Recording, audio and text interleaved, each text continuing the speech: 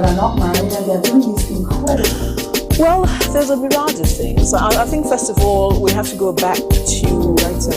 You are very well known for teaching skills. Your students speak a whole lot about you. Miss Nigeria competition. And I said, let's pick them up. Let's take them back to Nigeria and let's teach them a different kind of job.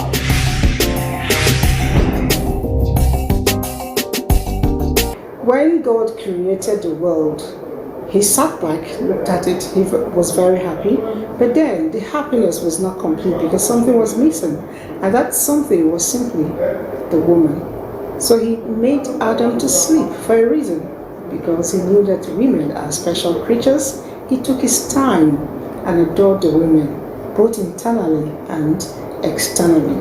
At the end of the day, we are who we are, not just a helpmate, not just a neck, but then we are the soul of the men, helping them to actualize, to realize, to do all that is possible. We're not saying they're not head, they'll continue to lead. We will ensure that we make sure they do the right things. The show is The Woman, and I am Elizabeth. In my nature, I've gone all out again to bring you another wonderful lady. She is someone that you and I will want to sit back and listen, because she has a whole lot, and she will share a whole lot too, given the very young age.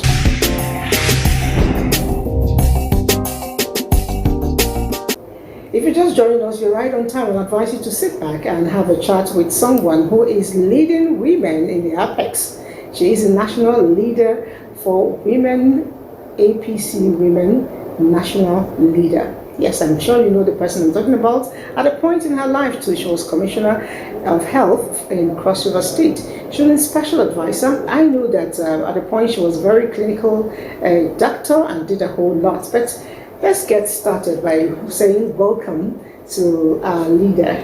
Thank you so much. Thank you for having me. You have this positive energy you always exude that I enjoy, be it live, be it on TV. And I keep wondering, with all you do, how do you manage, to have this positive energy around you?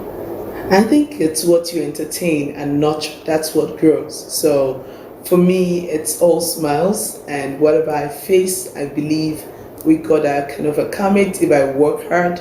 And if I have a good motive and intention, then I'll succeed at it. So that's just what I face and move on what I'm doing.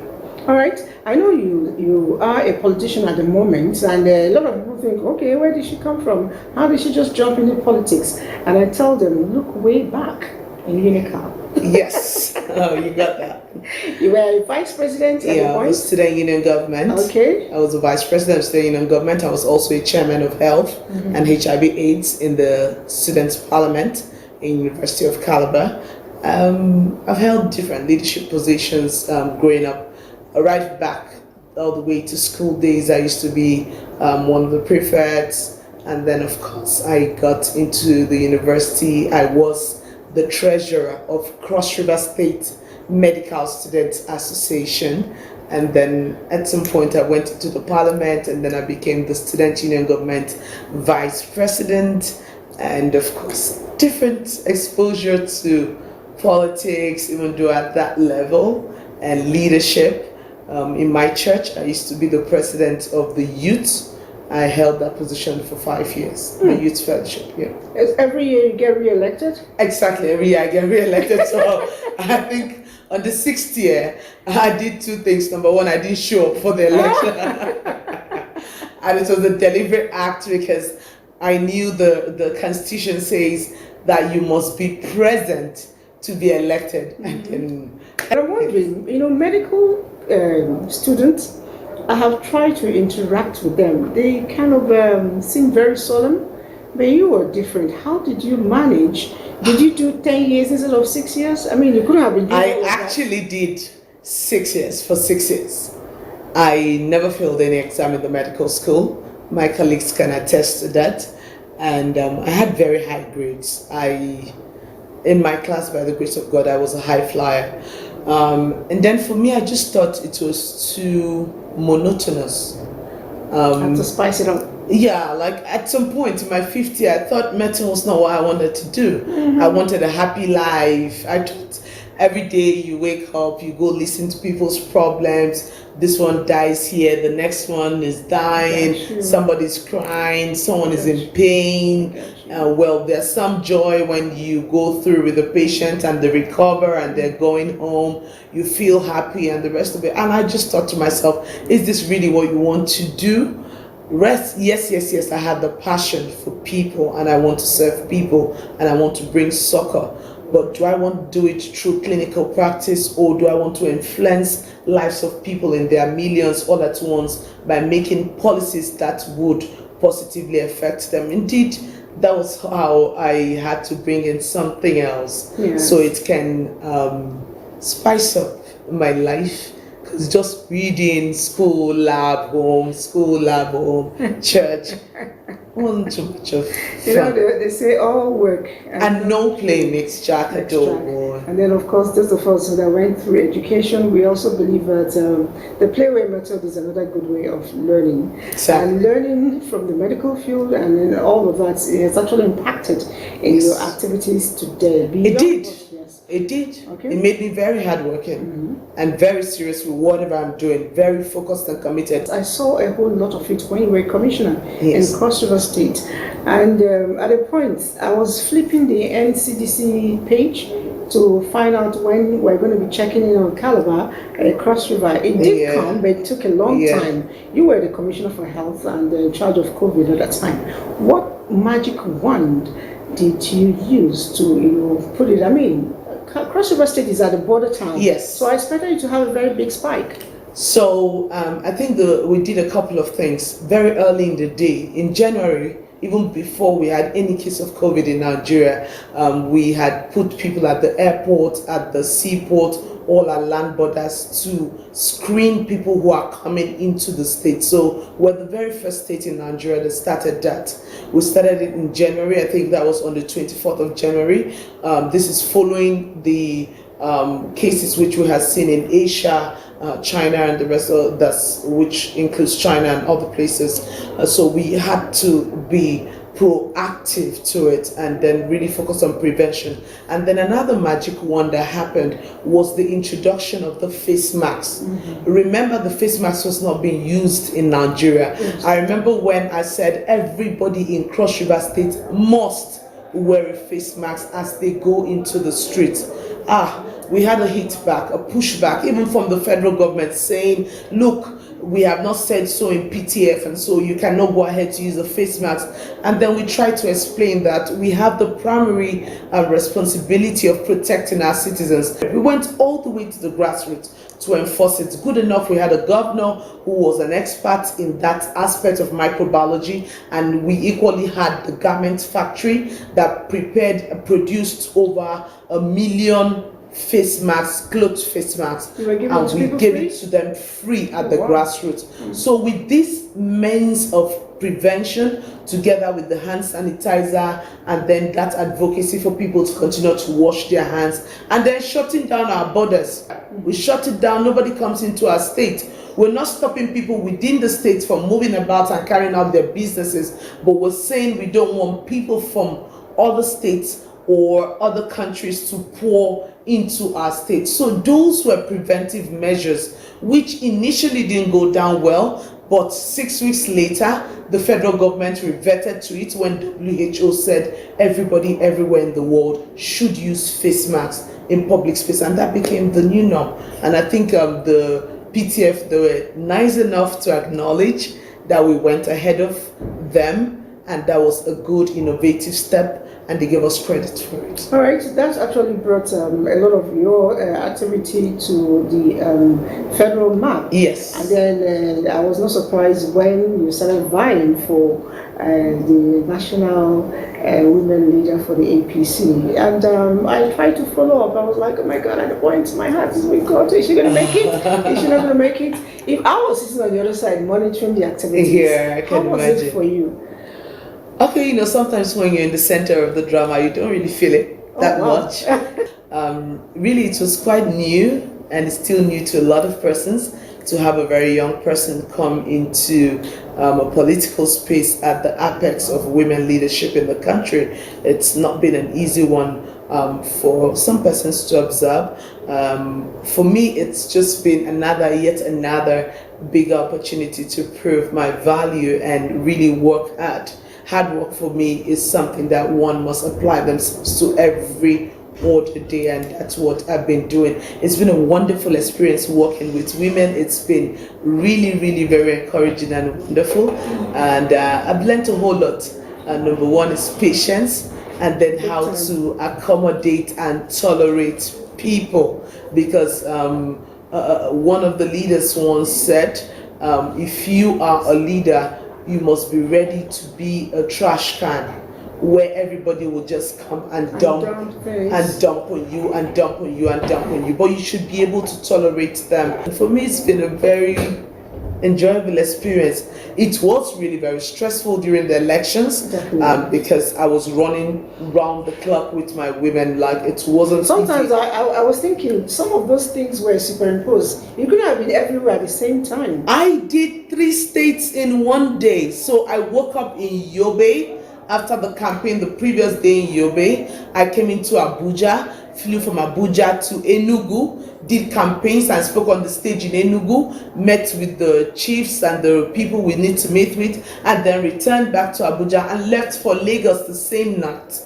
Is it spiritual travel? No, it's not spiritual travel. Like, you have to go with, of course, we were traveling with the president, and that's one thing I give the President Bola Ahmed Tinubu, huge kudos for. He defied all odds. You could see, in fact, at some point I was beginning to wonder, is this not what people are talking about? He is 70, right? And he had that energy to keep up. He goes for rallies, leaves wherever the hotel or house or wherever he's staying as early as 9 o'clock, 8 o'clock, 9 o'clock in the morning.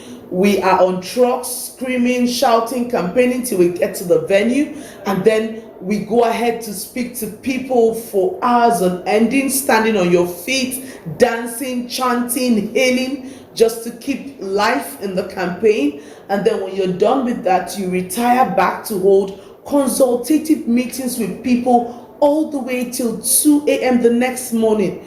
It's so much of a strenuous exercise. How he did not break down, how he never packed up, how he was strong, agile, and doing it. It beat my imaginations, because most times, even as Betta in my 30s, I felt it all the way down to my bones.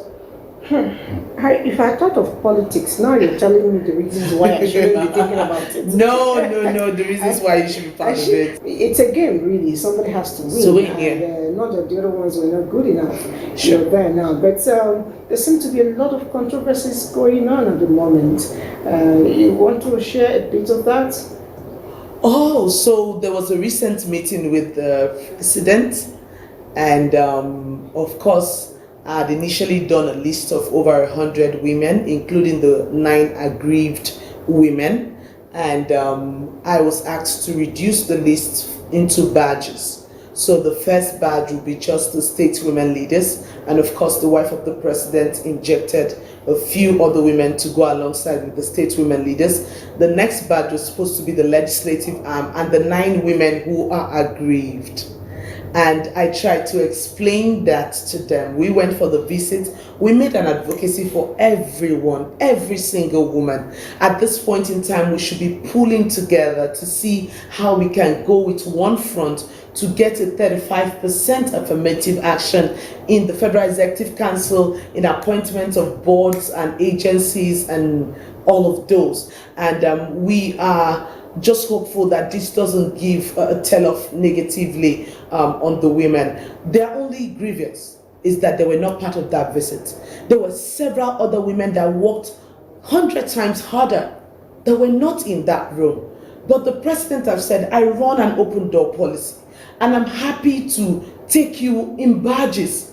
And they were the next on the line. As I speak to you today, of course, there are women presently that are from the legislative arm, and they are paying a visit to the wife of the president, after which they'll go all together to pay a visit subsequently to the president. He can't see everyone at the same time.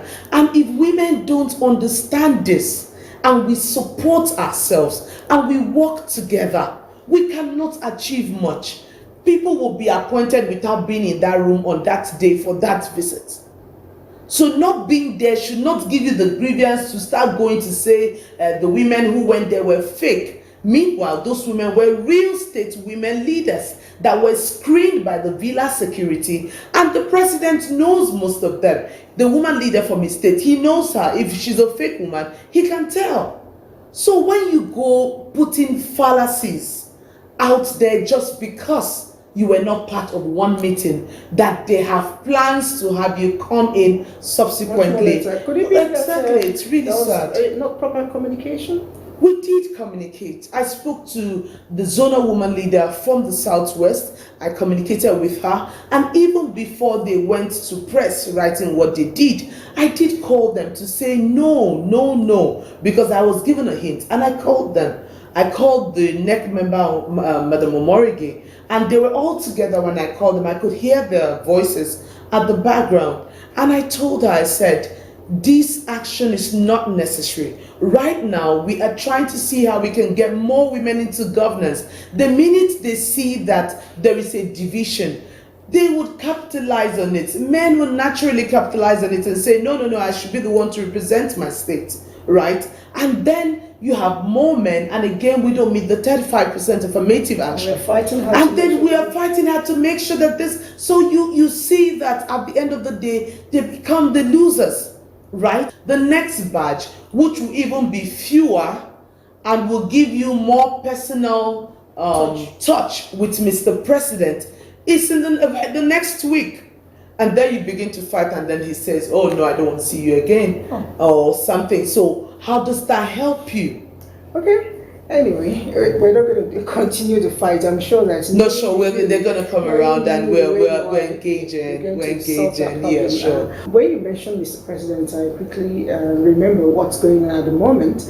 A lot of people have given him kudos for the fuel subsidy removal. You know, it's going to help our economy. But then there is another one setting in, which is the 8,000 naira, proposed for 12 million families.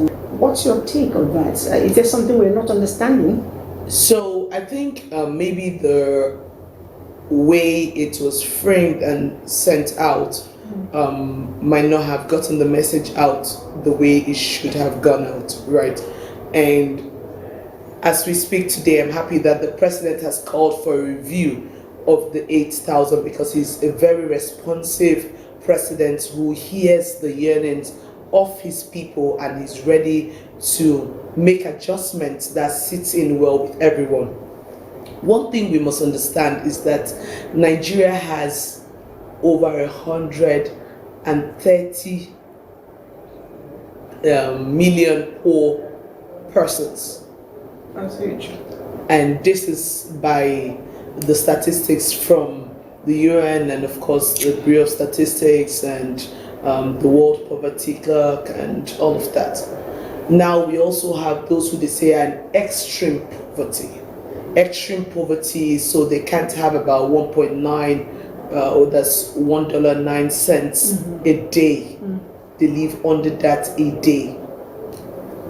For a person who cannot even afford, let's say $2 a day. So let's just give it a 1,600 or 1,800 a day, right? At best situations. For that kind of a person, being given 8,000 naira to do a business or boost their little petty trade, it goes a long way. It does go a long way. As an individual, I have gone around marketplaces in my own state to just dash the leaf seller, the vegetable seller, 10,000, 8,000, 5,000. It didn't come to my shop. And you could feel the joy. The next time you go to the market and you see the same woman, her table is filled with more vegetables, right? And she's building more on her capital. Now, government is providing palliative in several ways. The president declared a state of emergency on food security. He's providing free fertilizers to farmers across the country. That's a huge amount of money. In healthcare, there will be subsidy for people. In education, he has already mentioned scholarships. He has already mentioned student loans. Perhaps if for you are looking students. for transport, since it has to do with fuel. Of course, one of the things which I believe will be coming on board soon is to find ways to support the transportation system across the country. So subsidizing transportation in government, public buses and the rest of it.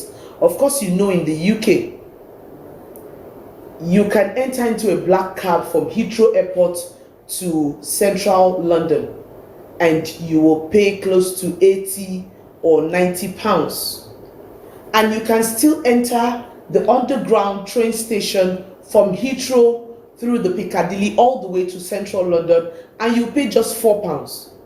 Can you see the difference? So government has subsidized that public transportation. And that's what we're looking this for. is what Asiwaju Bola Ahmed Tinubu put out as part of his action plan.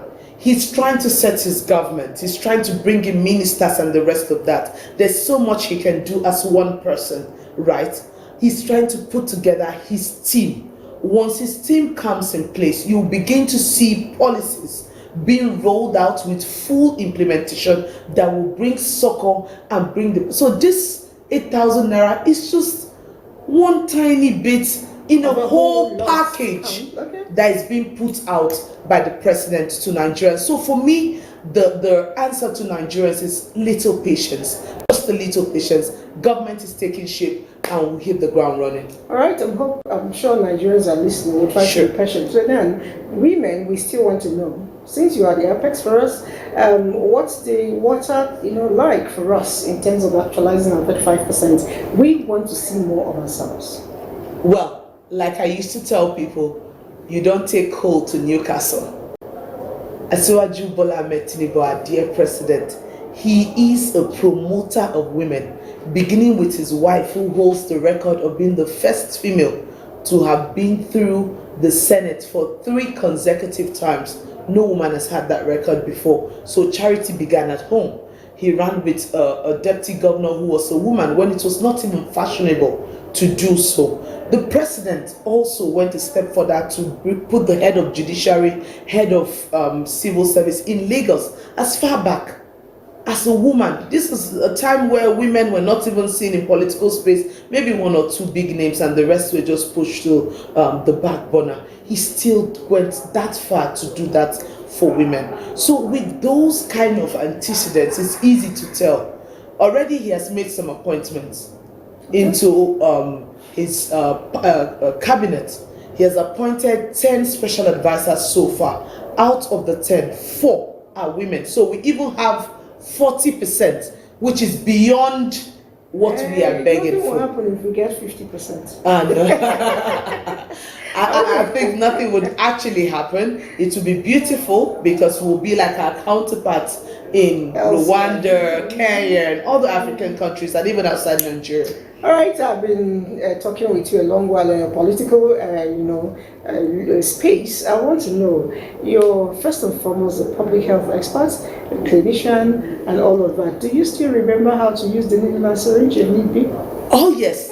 If you recall, I brought the practice into being a woman leader. For the first time, a woman leader goes from one state to the other, holding free medical outreaches for thousands of people, and I consult myself with other doctors who are in the team. So it's like practicing while you're running politics so that you don't get rusty and forget how to prescribe Panadol. No, you cannot. All right, so what do you do for relaxation? Travel. I recall that. I just love to travel. You don't get tired? I don't. As long as I pack my bags and move, I'm fine. And maybe that was one of the things that helped during the campaign. So every time I pack my bag and I go to a new state, I went to states I'd never been to since I was born. just as part of the campaigns for these elections. So some states I was getting there the first time, that joy to see new places, new people, get new friends, and all of that. For me, I love to travel, and this was just it. So I also know that you're a very homely person. How do you combine managing your home and doing all of this without breaking down? I think it's God's grace, and then just having the right people around you who understand the role you play, and they're ready to fit in and cover up for any lacuna, because it cannot be perfect, but they're ready to work and help you cover up the lacuna. So with all of that, you just begin to flourish, and you're happy doing what you do. Thank you. I think it's just a blessing to be a Nigerian and African, because our extended family, they have a full support system. So if you're not there, there's a father, there's a mother, there's a partner, there's an auntie, there's an uncle. Someone's going to stop by and say, hey, why are you not sleeping? It's 8 o'clock already. It's just everybody's business, and that way they help to cover up for where the holes are. Thank you so much for sharing your time with us, and we'll keep a tab on you and ensure that we keep updating ourselves with what you're doing, because that will actually be a way of ensuring that you continue to, write positive things on your journal. Until next week when we come here again, it's been The Woman, and my name again is Elizabeth. And by the way, we've been talking with our National Women Leader, APC. Bye.